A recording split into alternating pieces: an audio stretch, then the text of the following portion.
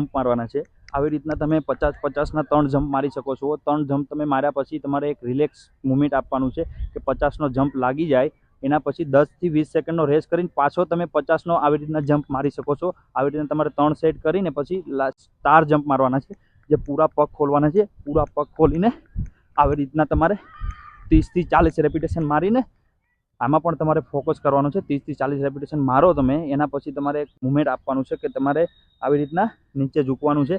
તમારે બરોબર ના આવતું હોય તો ધીરે ધીરે નીચે ઝૂકો।